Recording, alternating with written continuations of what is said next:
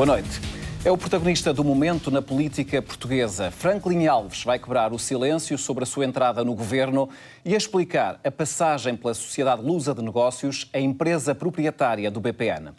Boa noite, Franklin Alves. Bem-vindo ao De Caras. Vamos começar pelo início. Quem é que o convidou para o governo? O Sr. Ministro da Economia fez-me o convite para a função de Secretário de Estado do Empreendedorismo, Competitividade e Inovação, assim se chama a Secretaria de Estado. E quando o senhor foi convidado, alertou o Ministro da Economia de que tinha passado pela Sociedade Lusa de Negócios? Sim, discutimos isso abertamente. Aliás, eu até trouxe alguns papéis, não sei se vale a pena mostrar, mas no currículo que eu fiz questão de entregar ao Sr. Ministro estava claramente expressa a minha referência. É esse documento que tem na sua mão? Eu tenho, aliás, dois papéis importantes. Um primeiro, que é efetivamente esse currículo, que basicamente é o currículo, provavelmente não se verá, mas que diz claramente, que é o que está agora no site do Governo, entre janeiro e outubro de 2008, foi a convite dos seus acionistas, administrador para a área não financeira da SLN, com o objetivo de efetuar a reestruturação dos negócios não financeiros, nomeadamente saúde, hotelaria e retalho automóvel. Aliás...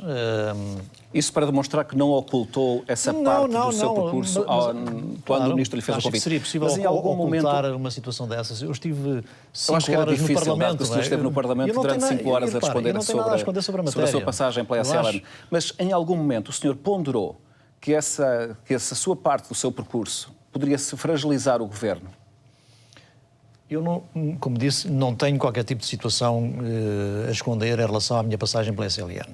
Cumpri, com todo o rigor profissional que me é costume, as exigências que tinha a cumprir, no âmbito da minha missão.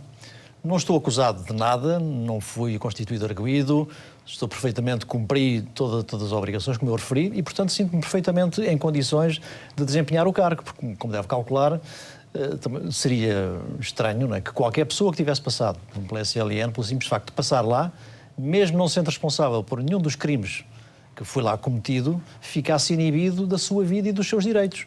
Repara, o Dr. Miguel Cadilho, que esteve lá também há algum tempo, naturalmente que não tem nenhuma razões para ser impedido de exercer as suas funções. Portanto, ficou cívicas. Surpreendido com a dimensão da controvérsia suscitada pela sua entrada no Governo? Dá a impressão, em larga medida, não é, que o grande crime aqui é quase eu estar no Governo por ter passado durante menos de um ano, efetivamente 10 meses, pela SLN, não sendo acusado de nada. Eu não tenho nada a ver com o crime, eu não tenho nada a ver com as fraudes que foram cometidas.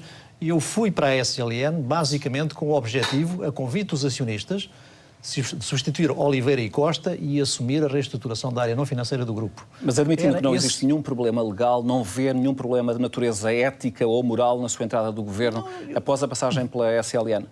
Estou perfeitamente tranquilo, cumpri as minhas obrigações profissionais na SLN com o rigor, a exigência e a dedicação que em 43 anos cumpri na minha vida.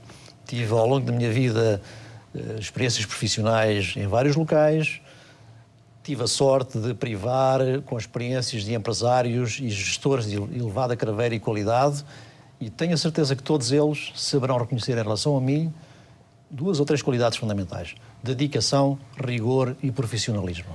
Se o senhor soubesse a polémica que iria suscitar esta sua entrada no Governo, o senhor teria aceitado o convite? Isso é uma questão diferente, não é? Mas as coisas atingem uma proporção tal que eu fico totalmente perplexo, não é? Eu acho que alguém que viesse de outra parte do mundo acharia que o grande problema... Mas percebe a razão dessa perplexidade ou não? Não. Essa razão dessa perplexidade tem a ver com o facto de o buraco e o escândalo que foi o BPN estar a ser pago neste momento por todos os portugueses, num valor que é extraordinário, não é? Que se calcula que possa chegar aos 7 mil milhões de euros. Portanto, todas as pessoas que passaram por lá acabam por ter essa, entre aspas, mancha no currículo. Mas, e essa é a questão que se coloca. Se me permite, é exatamente isso que eu discordo, se me permite esta expressão. É que nem todas as pessoas que passaram por lá são responsáveis pelo buraco. E eu não sou responsável pelo buraco. Eu contribuí para denunciar o buraco no momento certo e na fase mais crítica. Agora, eu não posso aceitar que, neste momento, em relação a mim, o simples facto de eu apresentar um currículo em que comecei a trabalhar aos 16 anos, quase que é crime. Eu hoje fui perseguido o dia inteiro com perguntas completamente absurdas, Como é que é possível o senhor ter trabalhado aos 16 anos? Mas aí é porque havia aí um equívoco entre o nome da empresa, que na altura ainda não existia, que depois mudou de nome. Mas repara, deixa-me só questioná-lo no seguinte: nos últimos dias alguma vez ponderou a hipótese de se demitir? Não. Eu tenho a agradecer a atitude do Sr. Primeiro-Ministro, do Sr. Ministro da Economia, do Sr. Ministro Adjunto, que manifestaram publicamente uma solidariedade total e absoluta em mim, e isso para mim é um conforto fundamental. Mas, olha, mais do que esse conforto que é fundamental do ponto de vista do exercício das minhas funções políticas, o grande conforto que eu tenho em cima desse é amigos, familiares, pessoas que, em alguns casos, eu já não via há muitos anos, manifestarem um apoio que eu nunca imaginaria que pudesse ser tão forte e sentido como está a ser. E não admite apresentar a demissão se esta polémica persistir e se tornar um problema para o Governo, se a sua presença no Governo poder constituir um problema para o próprio Governo? Eu não quero criar problemas ao Governo, como é natural, não tenho qualquer intenção nisso, e o Sr. Primeiro-Ministro tem a disponibilidade total para decidir em qualquer momento o que fazer em relação à sua presença no Secretário de Estado. Portanto, não, como deve calcular, a última coisa que eu quero é criar qualquer problema ao atual Governo. O atual Governo tem uma tarefa dificílima perante uma crise brutal que o país atravessa, que não é a sua responsabilidade, é a responsabilidade de governos anteriores. E, portanto, o que eu não quero fazer em nenhuma circunstância é ser um elemento que possa perturbar uma tarefa que é patriótica, que é de elevado rigor, de elevada exigência. Mas por sua iniciativa não o fará? Deixará esse juízo ou para o Ministro ou para o Primeiro-Ministro? Se em minha consciência, em qualquer momento, eu entender que há uma situação objetiva que eu vejo claramente que provoca uma perturbação permanente no Governo, naturalmente que eu pondero numa atitude que sempre assumi em todas as circunstâncias, qual deve ser o meu dever perante esse caso. No momento atual, eu estou perfeitamente tranquilo, sei o que fiz, sei por onde andei, sei o que posso fazer nas funções atuais, com a minha experiência, com o meu passado, e, portanto, é nisso que eu quero estar empenhado. E quero, de facto, que toda esta poluição, se me permite o termo, à volta desta questão completamente desproporcionada, termine. Porque, efetivamente, o que está a acontecer é algo que eu jamais imaginaria que fosse possível. Não é? Vamos então olhar com mais detalhe para a sua passagem pela Sociedade Lusa de Negócios. O senhor entrou em janeiro de 2008. Quando é que descobriu que havia, de facto, um conjunto de problemas graves nessa empresa? Eu não entrei em janeiro de 2008, aliás, é importante clarificar isso. Eu entrei em finais de novembro de 2007. Mas tecnicamente só entrou do ponto de vista formal, em janeiro de 2008. Mas é importante tudo isso, porque isso explica muito de toda a realidade que se passou naqueles malfadados meses, que de facto foram terríveis. Porquê? Porque, efetivamente, como eu já disse anteriormente, eu fui convidado pelos acionistas para assumir a gestão da área não financeira num cenário de afastamento de Oliveira e Costa. Em paralelo com esse processo, também os acionistas estavam procurando encontrar responsáveis para a área financeira, que na realidade só foram encontrados e nomeados administradores em junho do ano seguinte, com o Dr. Miguel Cadilho e a sua equipa, à qual eu tive a honra de pertencer. O que acontece é que, entre o momento em que eu entro na SLN, portanto, em finais de 2007, e a assunção plena das minhas capacidades para exercer aquilo que era a minha missão, que era reestruturar a área não financeira, demorou de novembro a meados, finais de fevereiro. Porquê? Mas já lá estava nessa altura a trabalhar? Já lá estava a trabalhar, mas não tinha poder de intervenção operacional nas companhias. Mas quando percebeu que havia ali alguma coisa que não estava bem? Há vários momentos fundamentais nesse processo. Coisas que não estavam bem desde o início. Não, eu estou a dizer que não estavam bem, mas que tinham gravidade, não eram coisas irrelevantes. É importante. Quando eu percebeu que tínhamos ali um problema muito sério na Sociedade Lusa de Negócios e no BPN. Há coisas distintas. Uma coisa são problemas, outra coisa são fraudes e situações ilegais, extremas. E ali, essas fases são importantes do ponto de vista da percepção, da detecção da situação. Num primeiro momento, para mim, foi óbvio, e aliás eu escrevi isso num documento preliminar, ainda não estava em plenas funções, em dezembro, que havia uma ausência total de gestão profissional na área não financeira. Nós não tínhamos nenhum controle centralizado, não havia informação centralizada, não havia controle financeiro, porque a lógica que prevalecia na organização do grupo era uma lógica descentralizada, em que havia sempre a mesma pessoa, basicamente, que tinha o processo de decisão. Uma situação caótica. Era muito caótica, era débil do ponto de vista da qualidade de gestão, era fragilizada do ponto de vista financeiro, era Mas isso não era Agora, criminoso, pronto. isso não era fraude, podia ser Pois, desorganização. mas Mas quando é que descobre que, efetivamente, há ali um problema sério, que há ali uma fraude no BPN? A primeira grande questão que se coloca é, obviamente, quando Oliveira e Costa sai e nós temos consciência que há uma quantidade enorme de cartas do Banco de Portugal por responder. O doutor Vaquilo disse no Parlamento mais de 100 cartas, 150, salvo erro. Eu não sei se era esse número ou não, até porque eu tinha informação basicamente das cartas relacionadas com a SLN, que eram uma pequena parte da totalidade das cartas. Nós vamos, a partir basicamente de março, perceber que há um conjunto de situações complexas. E porquê é que nessa altura o senhor não vem a público e denuncia essa situação? Ou pelo menos não informa o Banco de Portugal? Uma vez que a resposta da administração da qual o senhor faz parte ao Banco de Portugal surge só em maio, 15 de maio, e em junho, 2 de junho, em 2 cartas em que os senhores descrevem o que se passa no Banco Insular de Cabo Verde. Porque naturalmente estávamos a falar de uma situação que tinha que ser devidamente fundamentada para poder ser comunicada. Não houve uma tentativa de ocultação dos factos nessa altura? De modo algum. Nós temos é que falar de uma situação em que nós tínhamos, se quiser, um puzzle em que nem as peças sabiam onde se encontravam. Havia informação dispersa. Mas não era relevante dar esses dados de imediato ao Banco de Portugal? O senhor, como administrador, não tinha essa obrigação? Mas que dados? Nós tínhamos de ter o mínimo de dados sistemáticos para poder comunicá-los. E o que acontece é que apenas em maio e em 2 de junho nós temos condições para, de forma sistemática, poder, em primeiro lugar, comunicar ao Banco de Portugal a existência de um conjunto de offshores, que, em última instância, são detidas indiretamente por via pela SLN, e depois, em 2 de junho, a carta que é fundamental deste processo, que por vezes tem sido dito não é muito importante, mas que é em que se reconhece a existência do Banco Insular com a sua dimensão totalmente escondida e camuflada. Mas já antes, Franklin Alves, em meados de março, há um documento interno da SLN, um documento intitulado Estado da Nação, em que são referidas ilegalidades referentes ao Banco Insular. O que dá a entender que o senhor já sabia dessas ilegalidades em meados de março. O documento de Estado Ora, da Nação... só em maio e junho é que essas denúncias são feitas ao Banco de Portugal. E, portanto, há aqui este lapso de tempo que pode dar origem a interpretações diferentes Sim. sobre porque é que houve esta fase de silêncio ou de ocultação da informação. O documento de Estado da Nação, eu nunca tive conhecimento dele.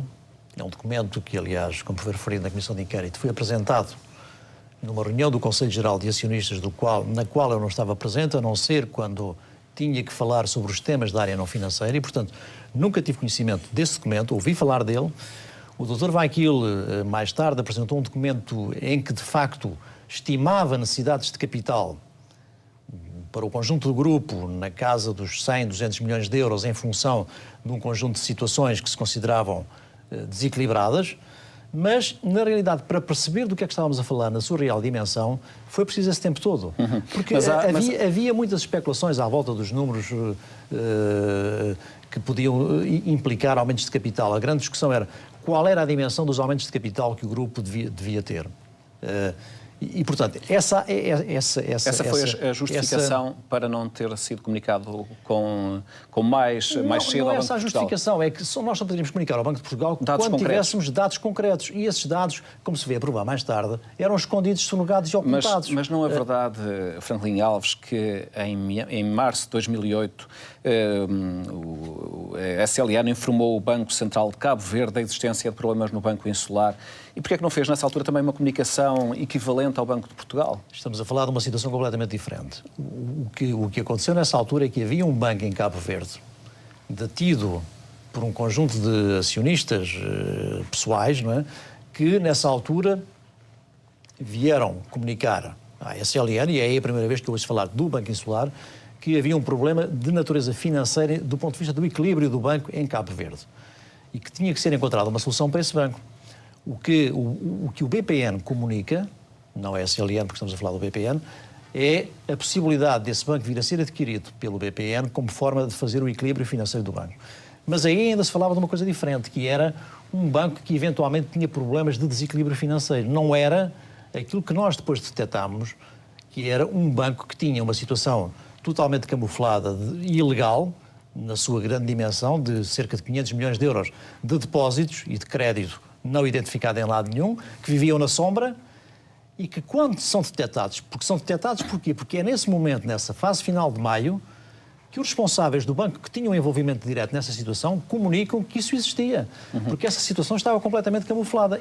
O que é que isso permitiu? Isso permitiu que, a partir daí, você tivesse pela primeira vez uma estrutura das sociedades offshore totalmente desenvolvida, que permitiu perceber que havia quase que um universo paralelo camuflado de participações e de crédito. E era aí que estava uma parte substancial da fraude do BPN. Claramente que era aí. E isso permitiu o quê? Nos dias imediatamente a seguir, comunicar ao Banco de Portugal a lista de todas, não sei se de todas, mas de uma parte importante de offshores. Olhando para trás, Franklin Alves, não lamenta não ter informado o Banco de Portugal mais cedo do retrato que encontrou no BPN e na Sociedade Lusa de Negócios? Não. Está absolutamente tranquilo quanto a essa questão? Completamente tranquilo, fiz o meu melhor.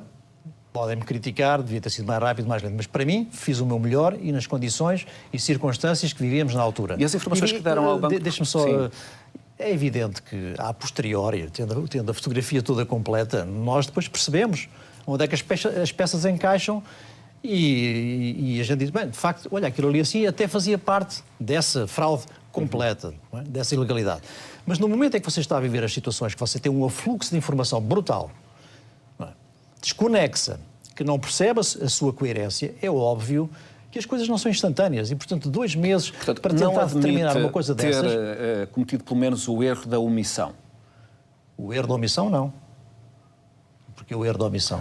Por ter omitido a informação ao Banco de Portugal? Eu não omiti informação nenhuma ao Banco de Portugal. Eu comuniquei ao Banco de Portugal a informação na altura em que nós entendemos que ela estava em condições... Que ela era substancial. E era substanciada em factos, números e evidências. E isso, de facto, levou tempo. As pessoas podem achar... Mas porquê é que levaram tanto tempo? Mas, de facto, levou tempo, porque só quem viveu o inferno, que eu, nomeadamente, vivi naqueles curtos meses, é que seria capaz de perceber o que é que era a dimensão da fraude, da desagregação, da ocultação e, portanto, a dificuldade que nós tínhamos em perceber o que é que estava à nossa frente. Depois da fotografia estar feita, do desenho estar construído, a gente percebe que é uma casa, ou é outra coisa qualquer, ou é um monstro, como neste caso. Antes do desenho estar feito, você tem traços descontínuos, descontinuidades, informação que não joga uma com a outra, papéis aqui, papéis acolá, mas o que é que são, o que é que deixam de ser? Portanto, foi um trabalho extremo. É muito fácil agora dizer, deviam ter logo dito. Sabiam? Não é assim, porque as coisas, de facto, tinham que ser fundamentadas, tinham que ser analisadas, tinham que ser sistematizadas. Mas como há pouco já me disse... E quando isso aconteceu, que é em junho, mesmo assim, o Dr. Miguel Cadilho e a sua administração, e de que eu fiz parte, toma posse em 20 de junho e ainda foi necessário solicitar ao Banco de Portugal até 31 de outubro para apresentar os números resultantes da análise do impacto do Banco Insular. Portanto, estamos a falar de junho, no momento em que nós comunicamos ao Banco de Portugal, até 31 de outubro. E com uma equipa profissional. Em nenhum momento o senhor pensou ou ponderou afastar-se do grupo, tendo em conta o inferno em que se encontrava, como acabou de referir? Sabe que não, porque eu achei que tinha ali um desafio muito interessante, e nomeadamente quando soube que a equipa do Dr. Cadilho ia assumir funções, isso para mim foi um grande alívio, porque eu disse, finalmente vamos ter uma equipa profissional, vamos estar em condições de trabalhar como deve ser, montar as estruturas que nos faltam e tentar 2 coisas. Primeiro, de facto, regularizar todas as situações e identificar fraudes e ilegalidades. Segundo, tentar recuperar o que era possível recuperar. Porque nós temos que ter em conta, deixe-me só referir isto, que o grupo tinha 6 mil trabalhadores. O Vítor lembra-se o que é que acontecia em 2007 na Inglaterra, nessa altura? Não sei se está recordado. Diga-me.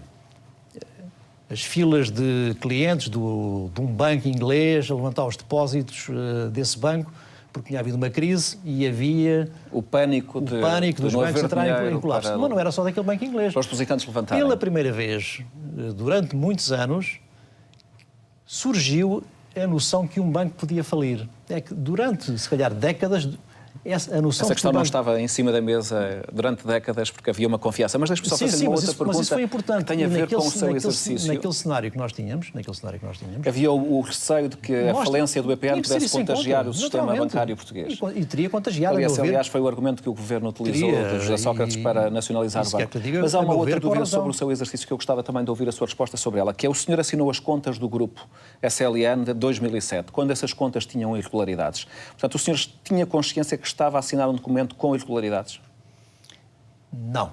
As contas são assinadas, se me permite, com uma referência à existência de irregularidades. Se ler o relatório, vai ver que nós chamamos a atenção para irregularidades que já foram detectadas no período pós-2007 e que irão continuar a ser analisadas nas contas de 2008. Portanto, o que nós assinamos tem uma referência à existência de irregularidades e, portanto, já temos uma chamada de atenção para os acionistas de que há problemas. Agora, a questão que se colocava era saber se devia ou não ter contas de 2007. E repare, eu em 2007 não estava lá. Não tinha nada a ver com isso. Mas não considerou que, estando com um documento que em si poderiam conter irregularidades, não o deveria assinar?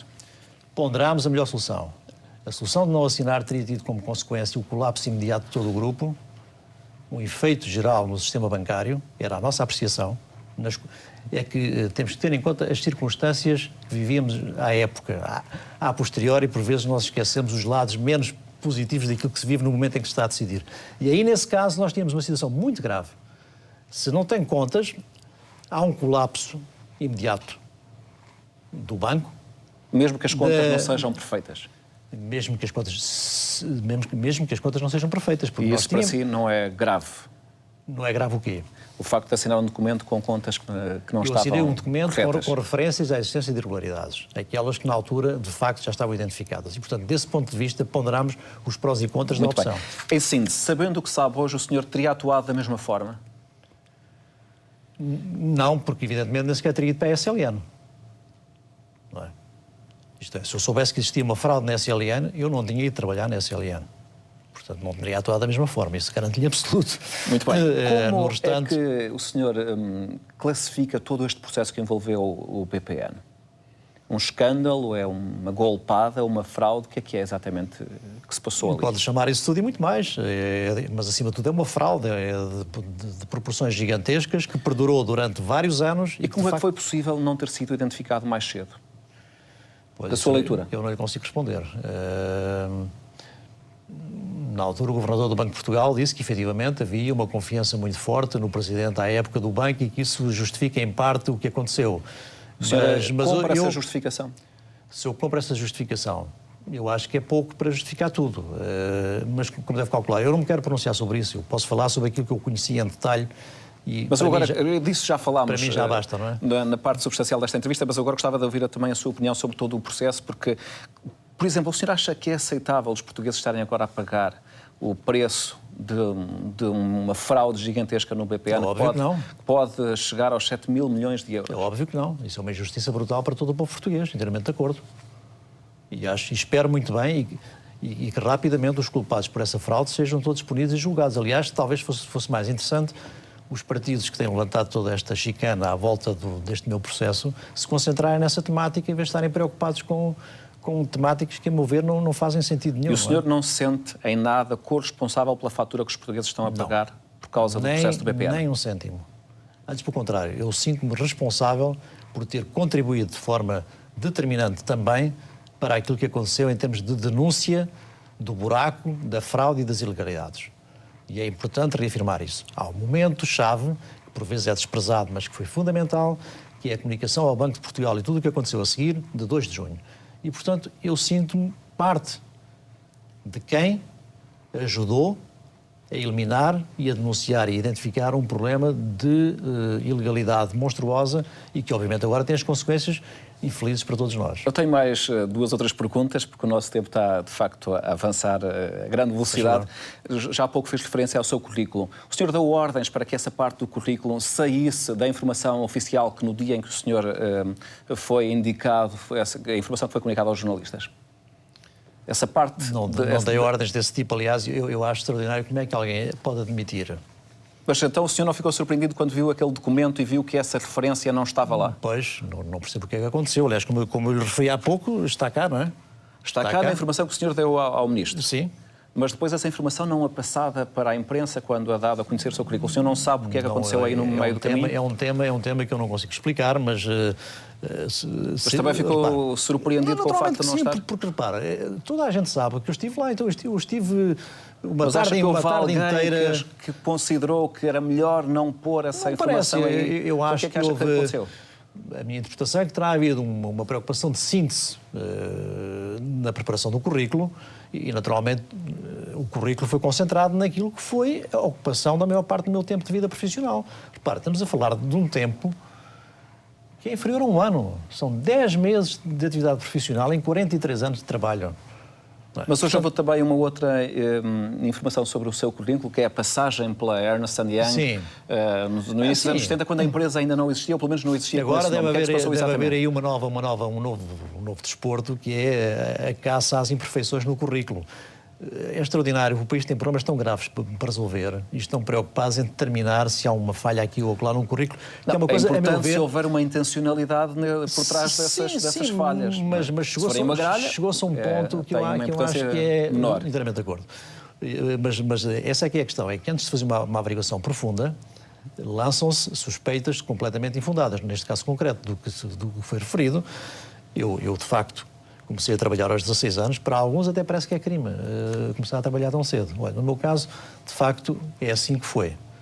Eu sou originário com muito orgulho de famílias humildes, tenho muito prazer nisso e honra muito essa origem. Aquilo que é o mais importante para mim na vida, o rigor, a exigência, a honradez, aprendi com os meus pais e os meus avós, isso é fundamental. E, portanto, quando vejo gente achar isso perfeitamente secundário, o seu mínimo de importância e a perderem-se com coisas de lana caprina, sem estudarem um pouco a razão porque eu faço referência a Ernst Young, é porque Ernst Young é a entidade que sucedeu a um conjunto de entidades que se foram acumulando, como aconteceu nessa. Qualquer pessoa sabe, por exemplo, na área da auditoria, nos últimos anos houve uma consolidação muito significativa das empresas de auditoria. E, portanto, eu comecei numa coisa chamada Barton Mayo, de facto, aos 16 anos, que depois chamou Perkins Barton Mayo, depois chamou-se Ernst Young, depois chamou-se Ernst Young, tudo isso. Mas, de facto, que trabalhei, tenho muito orgulho nisso e isso para mim é uma... Uma última questão, Franklin Alves. Já há pouco, no início desta entrevista, fez referência ao apoio que recebeu do Primeiro-Ministro, do Ministro da Economia, do Ministro Adjunto. Não sente a falta do apoio do CDS? O CDS faz parte do governo, manifestou uma posição ainda recentemente favorável e nomeadamente no princípio desta semana, penso que fez uma referência pública. Houve uma fonte da direção do CDS citada pelo Diário de Notícias que perguntava o seguinte, e eu vou citar, e é com esta pergunta que eu termino. Como é que alguém que sai da administração de Oliveira Costa e da Abdul Vakil, alguém que reconheceu que não informou o Banco de Portugal sobre a situação real do banco, que é corresponsável por essa gestão desastrosa, pode ser